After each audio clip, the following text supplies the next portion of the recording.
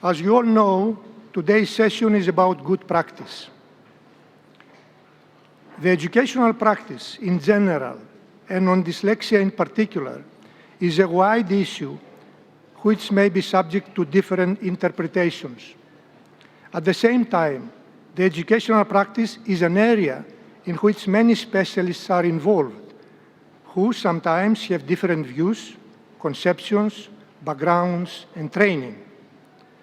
Furthermore, the educational practice, by its nature, almost always is bound to be lagging behind people's expectations, mainly because we, as educators, with the knowledge of yesterday, we are trying to educate today the young people who will be living tomorrow. Consequently, the complaints which sometimes are heard about shortcomings of educational practice are not unexpected.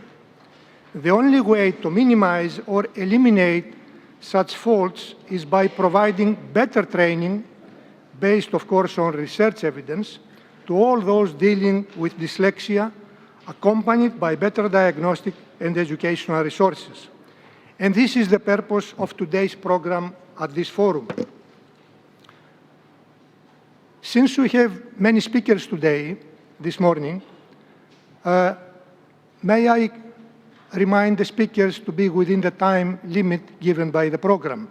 And may I also remind all the participants that in order to observe the time program, I'm obliged to invite questions from the floor only if there is time left in each time slot of each presentation. Otherwise, the speakers will be available during the coffee time and the lunch break.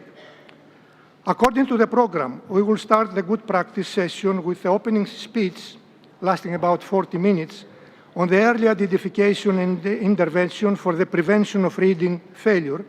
And then we will move on to a survey of good practice involving 6 presentations, each one lasting about 25 minutes, on 6 different language groups.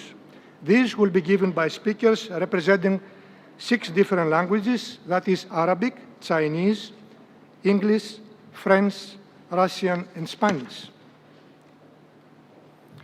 Since the first decisive step in an efficient educational practice on dyslexia is early identification and intervention, it is obvious that we have to start with that.